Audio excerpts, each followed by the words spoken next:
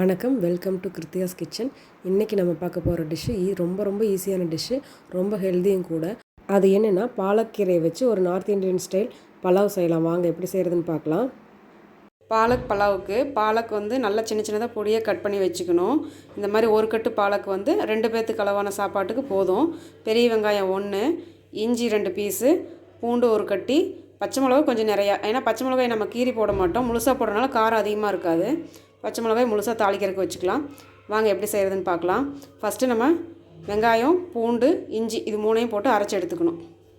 ஒரு கடாயில், நான் கடாயில் செய்கிறேன், குக்கரில் தான் தாளிப்போம். உங்களுக்கு நல்லா தெரியணுங்கிறக்காக கடாயில் செய்கிறோம். ஒரு கடாயில் எண்ணெய் ஊற்றி சூடானதுக்கப்புறம் சீரகம் 1/2 ஸ்பூன், மிளகாய் ஒரு 10, சோம்பு ஒரு 1/2 ஸ்பூன், ஏலக்காய் 2, பட்டை, லவங்கம் போட்டுக்கணும் தாளிக்கிறதுக்கு. பலாவுக்கு இது போட்டால் தான் நல்லாயிருக்கும்.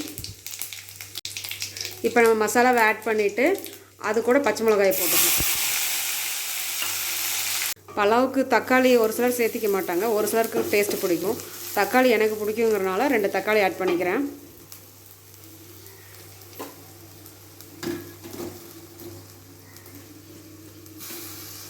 தக்காளி நல்லா வணங்கினதுக்கப்புறம் நம்ம பாலக்கை கூட போட்டுக்கலாம்.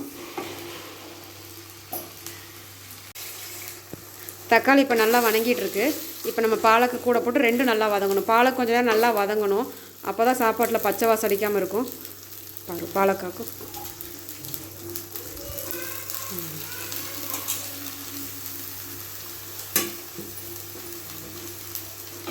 இதை ஒரு 10 மினிட்ஸ் நம்ம மூடி வச்சுக்கலாம், நல்லா வணங்கட்டும். இப்போ பாலக் நல்லா வணங்கிருச்சு. இப்போ நம்ம அடுப்பு ஆஃப் பண்ணிவிட்டு நான் குக்கரில் 2 டம்ளர் பாஸ்மதி ரைஸ் போட்டிருக்கேன். பலாவுக்கு எப்பவும் பாஸ்மதி ரைஸ் இல்லை சீரக சம்பா ரைஸ் அந்த மாதிரி தான் இருக்கும். நம்ம புழுங்கல் அரிசி டேஸ்ட் கொஞ்சம் டிஃப்ரெண்ட்டாக இருக்கும். பாருங்கள், குக்கர் பாரு, இது நாக்கு.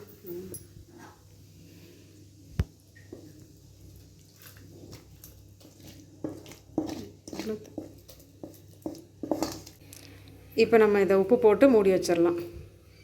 விசில் கம்மியாக விட்டுக்கலாம், அப்போ தான் பலாப்பழம்னு சாப்பாடு வரும். நம்மளோட பாலக் பலாவ் நல்லா ரெடி ஆயிடுச்சு. இதை நம்ம ஹாட் பேக்குக்கு மாற்றிக்கலாம். பாலக் பலாவை நம்ம ஹாட் பேக்குக்கு மாற்றிட்டோம். இதுக்கு மேலே டேம்பரிங் வேணுங்கிறவங்க முந்திரி பருப்பு தாளித்து கொட்டிக்கலாம். முந்திரி பருப்பு தான் நல்லாயிருக்கும். இப்போ நம்ம பலாவ் ரெடி ஆயிடுச்சு. பாலக் பலாவுக்கு நம்ம அதுக்கு மேலே எக்ஸ்ட்ராவாக தாளிச்சிக்கிறதுக்கு முந்திரி பருப்பு தாளித்து போட்டிருக்கோம். வேணுங்கிறவங்க போட்டுக்கலாம், இல்லை பலாவோ நாங்களுக்கு அப்படியே சாப்பிடணும் பிடிக்கிறவங்க அப்படியே சாப்பிட்டுக்கலாம். இந்த பாலக் பலாவுக்கு சைடிஷ் கடலக்கொட்டை சட்னி, நிலக்கடலை சட்னி செஞ்சுருக்கேன். உங்களுக்கு வேணுங்கிற மாதிரி தயிர் சட்னி எது வேணால் செஞ்சுக்கலாம். அவங்க தேவைப்படுற மாதிரி டேஸ்ட்டுக்கு தகுந்த மாதிரி சைடிஷ் செஞ்சுக்கலாம். அவங்க சூடான பாலக் பலாவும் கடலை சட்னியும் சாப்பிட்லாம்.